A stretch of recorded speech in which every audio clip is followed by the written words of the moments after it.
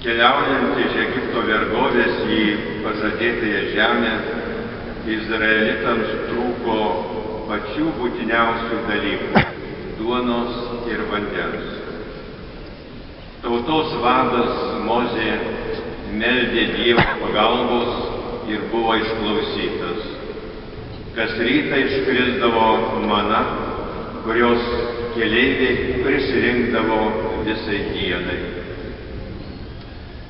Mozė kalbėjo izraelitams: atmink, Izraelį, tu visą kelią, kuriuo tave viešpats tavo Dievas per 40 metų vedžiojo po dykumą, valgydino maną.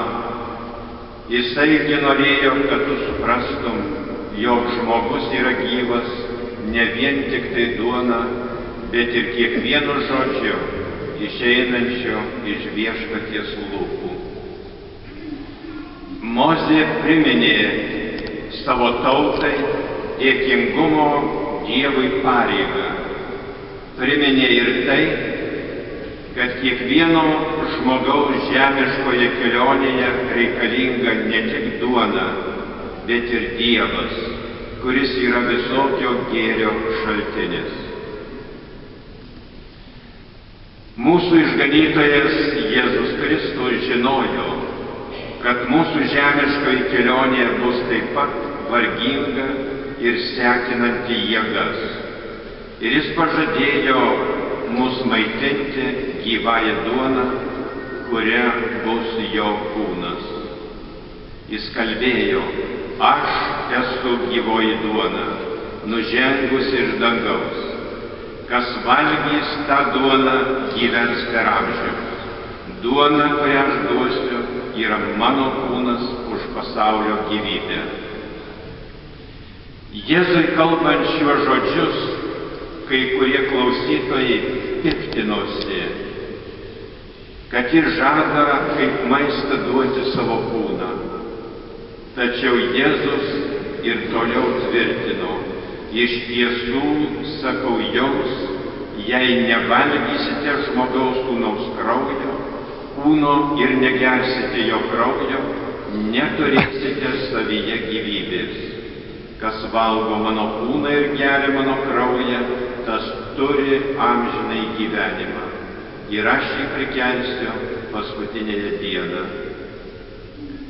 Jėzus savo pažadą įvykdė paskutinės vakarienės metu. Jis laužė duoną ir dalindamas ją mokiniams sakė: valgykite, nes tai mano kūnas. Paskui dalino taurę vyno, sakydamas: imkite ir gerkite, nes tai mano kraujo taurė. Ir paliepė tai daryti jo atminimui iki amžių pabaigos. Persekiojami pirmųjų amžių krikščionys susirinkdavo kur nors Romos katakombose, dėkodavo Dievui už jo globą, o paskui valgydavo ir gerdavo pakonsekruotą duoną ir vyną. Vien savo jėgomis jie nebūtų pakėlę žmogaus jėgas viršijančių išbandymų. Panašiai krikščionys elgėsi visais amžiais iki mūsų laikų. Apie šitai liudija 20 amžiaus kankiniai Meksikoje, Rusijoje, Kinijoje ir kituose kraštuose, kur katalikai būdavo mirtinai persekiojami. Šiandien švenčiame Kristaus kūno šventę. Ko viliamės gauti, valgydami tą palaimintąją duoną ir gerdami iš viešpaties taurės? Svarbiausia, ką gauname iš Eucharistijos, tai dieviškoji gyvybė. Kas valgo mano kūną ir geria mano kraują, tas turi amžinai gyvenimą.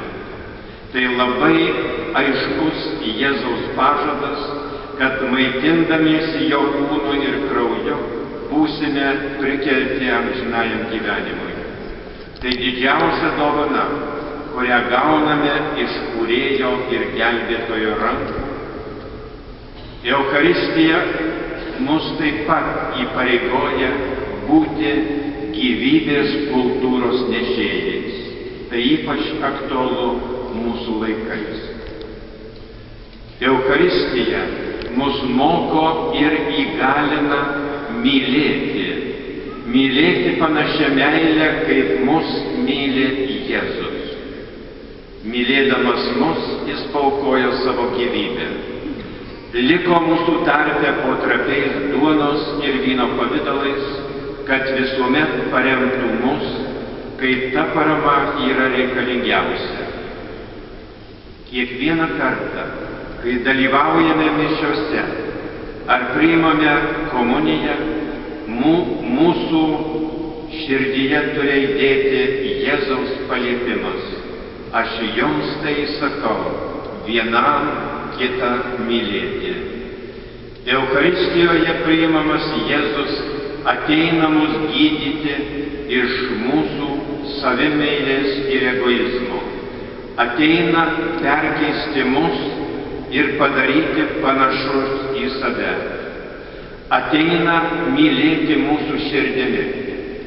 Todėl būtų didžiausia klaida, jei priimdami Eucharistiją nemąstytume apie augimą tikroje meilėje, jei mūsų gyvenimas nesiskirtų nuo tų, kurie nesimaitina gyvąją duoną. Per krikštą mes tampame Kristaus mistinio kūno nariais. Šio kūno galva yra pats Jėzus Kristus, kuris mus jungia vienybė. Eucharistija yra mus visus vienijantis sakramentas. Prie Viešpaties altoriaus ir Eucharistijos stalo ateiname labai skirtingi amžiumi, išsilavinimu, kartais net savo kilme. Tačiau susivienydami su galva Jėzumi Kristumi, mes vienijamės ir vieni su kitais. Todėl apaštalas Paulius sako, mes daugelis esame vienas kūnas, mes juk visi dalijamės viena duona. Jokie įstatymai, jokios skambios deklaracijos apie žmonių lygybę ir vienybę negali pakeisti to, ką mes gauname per Eucharistiją. Eucharistinio stalo dalyviai tampame viena, panašiai kaip vienybėje yra mūsų kūno nariai. Jeigu per Eucharistiją mes netaptume viena, tuomet reikėtų rimtai susimastyti, ar mes vertai maitinamės Viešpaties kūnu ir krauju. Vienydamiesi su Jėzumi Eucharistijoje, mes prisiliečiame prie skaidriausio džiaugsmo šaltinio. Jėzus save palygino vynmedžiui, kurio šakelės mes žmonės esame. Jis kalbėjo, aš esu vynmedis, o jų šakelės. Šakelės yra turtingos tuo, ką turi vynmedis. Jėzus linkėjo savo mokiniams, kad jie būtų pilni džiaugsmo ir kad tam džiaugsmui nieko netrūktų. Broliai seserys, ėjome Kauno gatvėmis, pagerbdami Jėzų švenčiausiam sakramente. Šioje Viešpaties didelėje šventėje dėkokime už mums paliktąją gyvybės duoną ir linkėdami vieni kitiems būti gerais Eucharistinio Jėzaus bičiuliais, kad priimdami Eucharistiją prisipildytume gyvybės, meilės ir džiaugsmo. Amen.